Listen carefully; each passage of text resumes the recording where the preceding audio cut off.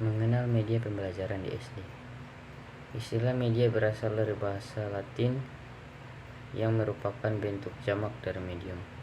Secara harfiah berarti perantara atau pengantar. Pengertian umumnya adalah segala sesuatu yang dapat menyalurkan informasi dari sumber informasi kepada penerima informasi.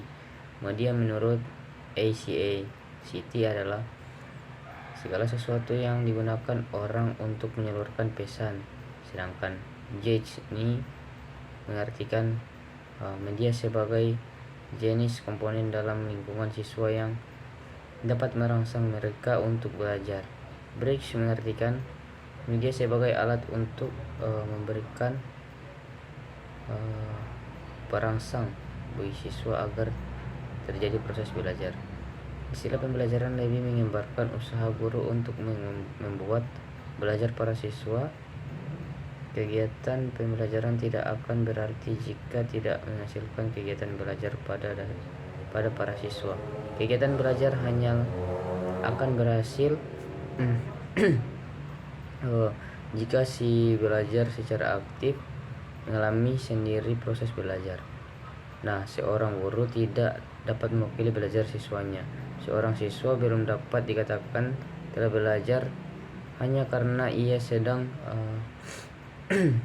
berada dalam satu ruangan dengan guru yang sedang mengajar. Pekerjaan mengajar tidak selalu harus diartikan sebagai kegiatan menyajikan materi pembelajaran. Meskipun penyajian materi pembelajaran memang merupakan bagian dari kegiatan pembelajaran, tetapi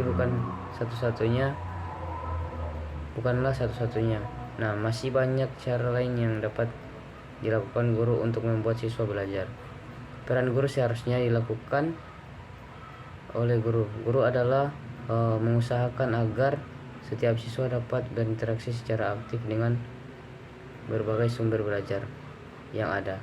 Media pembelajaran adalah media yang digunakan dalam pembelajaran, yaitu meliputi alat bantu guru dalam mengajar sesuatu, sarana pembawa pesan dari sumber belajar ke penerima.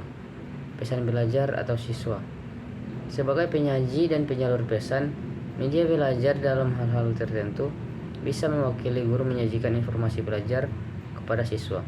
Nah, jika program media itu didesain dan dikembangkan secara baik, maka fungsi itu akan dapat diperankan oleh media meskipun tanpa keberadaan guru. Peran media semakin meningkat, sering menimbulkan kekhawatiran pada guru. Namun sebenarnya hal ini tidak perlu terjadi. Masih banyak tugas guru yang lain seperti peran guru akan lebih mengarah sebagai manajer pembelajaran dan bertanggung jawab menciptakan kondisi sedemikian rupa agar siswa dapat belajar. Untuk itu, guru lebih berfungsi sebagai penasehat, pembimbing, dan juga inspirator dan motivator dan fasilitator dalam kegiatan belajar maupun mengajar. Ciri-ciri media pembelajaran di SD.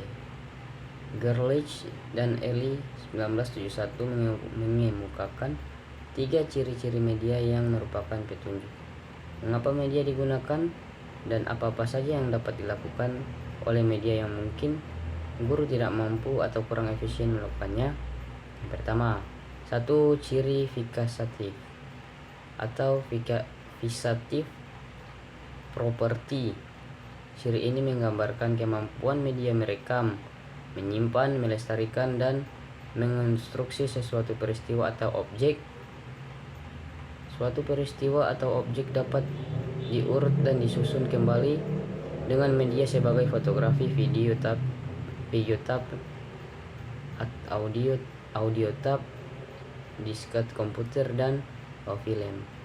Dengan ciri fiksatif ini, media memungkinkan suatu rekaman kejadian atau objek peristiwa yang terjadi pada suatu waktu ditransformasikan tanpa mengenal waktu. Ciri ini amat penting bagi guru karena kejadian-kejadian atau objek yang telah direkam atau disimpan dengan format media yang akan dapat digunakan setiap saat. Berdasarkan penjelasan tersebut di atas, maka ditarik kesimpulan bahwasanya Ciri media fiksatif yaitu sesuatu yang dapat merekam suatu kejadian atau peristiwa tertentu. Nah, kemudian disamakan atau diurutkan berdasarkan kejadian peristiwa tersebut sehingga mudah digunakan kapan saja dan tidak memerlukan waktu yang lama. Nah, ciri kedua itu manipulatif properti. Transformasi sesuatu kejadian atau objek dimungkinkan karena media memiliki ciri manipulatif. Nah, kejadian yang memakan waktu berhari-hari dapat disajikan kepada siswa dalam waktu dalam 2-3 menit saja dengan teknik apa, yaitu teknik pengambilan gambar time lapse recording. Misalnya bagaimana proses larva menjadi kepompong, nah kemudian menjadi kupu-kupu, dan dapat dipercepat dengan teknik rekaman fotografi tersebut. Di samping dapat dipercepat, sesuatu kejadian dapat pula diperlambat pada suatu saat menayangkan hasil sesuatu rekaman dari rekaman video tersebut. Berdasarkan penjelasan tersebut, maka dapat ditarik sebuah kesimpulan bahwa ciri media manipulatif yaitu berperan untuk memperlambat atau mempercepat suatu kejadian. Berdasarkan hasil rekaman seperti contoh di atas tentang larva, jika tidak menggunakan media manipulatif maka proses akan lama.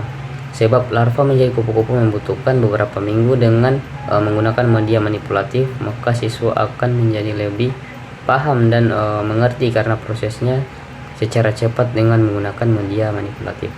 Nah, yang selanjutnya ketiga itu ciri distributif properti. Nah, ciri distributif ini dari media memungkinkan suatu objek atau kejadian ditransformasikan. Nah, melalui apa? Nah, melalui ruangan dan secara bersamaan kejadian tersebut disajikan kepada sejumlah besar siswa dengan stimulus pengalaman dan relatif sama mengenai kejadian itu. Nah, berdasarkan penjelasan tersebut maka media distributif itu merupakan media yang digunakan untuk disebarkan kepada siswa, baik video, audio yang berbentuk sama walaupun disebarkan di wilayah-wilayah penjuru Indonesia. Seperti itu.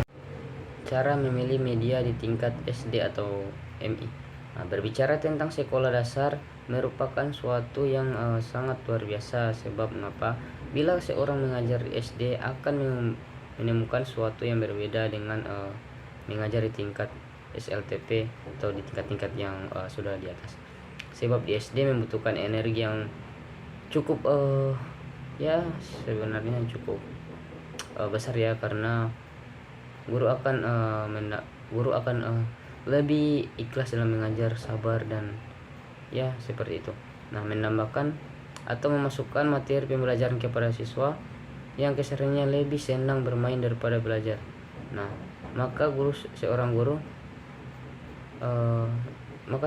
itu harus senang bermain daripada belajar, harus berkonsentrasi penuh dan mencari cara atau teknik supaya materi yang diajarkan bisa cepat ditangkap oleh siswanya.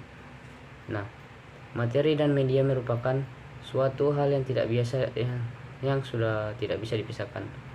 Apalagi jika seseorang guru mengajar di tingkat sekolah dasar, jika seorang guru menerima materi seharusnya disertai dengan media pembelajaran yang menarik, walaupun terbuat dari sesuatu yang sesederhana mungkin. Guru harus pandai-pandai mencari media yang sesuai dengan materi situasi anak di sekolah dasar. Untuk itu, perlu diperhatikan oleh guru dalam memilih pembelajaran itu. Adapun kriteria atau langkah-langkah seorang guru dalam memilih media pembelajaran di tingkat SDMI yaitu harus jelas dapat dilihat oleh siswa, atau istilahnya harus dipraktikkan lah, seperti itu. Karena siswa-siswa SD itu mereka tidak tertarik dengan teori, mereka lebih suka dengan hal-hal yang jelas yang secara kognitifnya tidak serta hal-hal tersebut tidak akan membuat siswa bosan dengan media-media yang akan ditampilkan oleh guru. Seperti itu kira-kira. Nah, itulah pembahasan dari saya. Terima kasih.